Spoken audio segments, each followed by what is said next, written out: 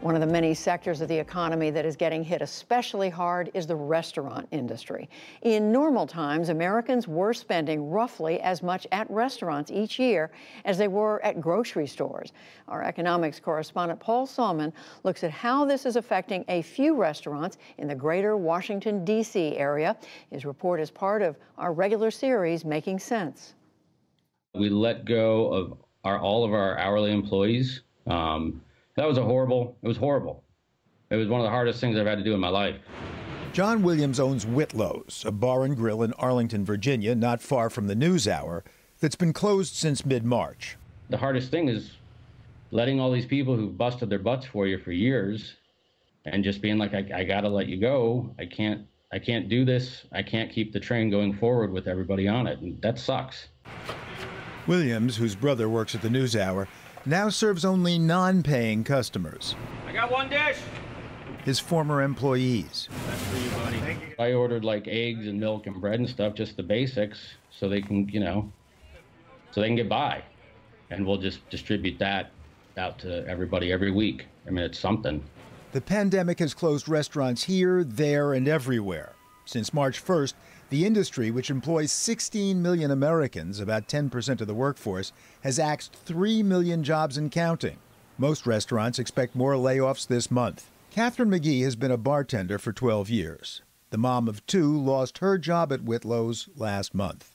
I don't have a salary. I can't get sick leave or vacation pay. We make all of our money off of cash tips. So it's a huge blow monetarily when you're told one day you just can't work. How do you pay for rent? How do you pay your bills? How do you pay for your car?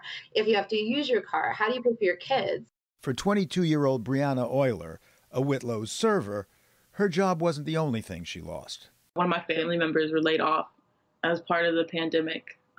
They work for like a big company, and they're laying off a bunch of workers because it's slow. And so my whole family lost their health insurance also. That's probably the craziest part of all of this, is to lose your health insurance in the middle of a worldwide pandemic where people definitely need health insurance if things were to go wrong. The financial aid bill signed into law last Friday will offer some relief. $600 a week in federal unemployment to restaurant workers to supplement state benefits. For the restaurants themselves, small business loans with forgiveness provisions. That's going to save our business, and it's going to save, I know, lots of other businesses. I mean, I slept this weekend for the first time because I was up all night, all last week, just trying to figure everything out. And on Friday, there was a glimmer of hope. Those loans are going to keep everybody going. And that's going to put food on everyone's table, including mine. How long can you stay out of business before you don't have a business? I don't know. I don't know how long I can. Andy Shalal owns 7 Busboys and Poets restaurants in the Washington, D.C. area. In the hospitality industry, very thin margins. And so you're basically skating by during the wintertime, and you're hoping that the spring will make up for the difference of what you lost during the winter. This is the worst time ever. I mean, it's no exaggeration that we may have 30% or up to 50% of restaurants will not be able to come back. Busboys and Poets is still open for takeout, but Shalal's had to lay off 90% of his staff, some 500 people, including event specialist Brandy Jackson, who quickly applied for unemployment insurance, was sent the wrong forms, called to get the right ones. The first time I was on hold for about 4.5 hours before it got disconnected. I started over. The second time I was on for about 5-ish hours. I haven't had any luck getting through to this day. This is my 4th day calling. So if you're not getting unemployment yet, obviously, and you can't even get on the rolls yet, how are you going to survive? The good thing is that at least for my rent in my building has been pushed back, and I did receive one last paycheck from Busboys. So right now, that is all I have.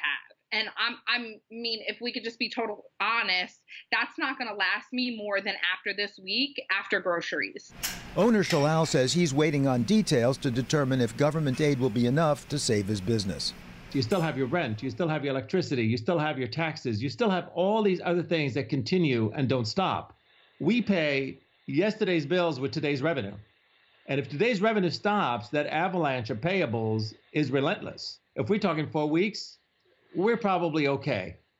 If we're talking much more than that, all bets are off. David Guas closed Bayou Bakery in Arlington this week, laying off all but 4 of his 23 employees.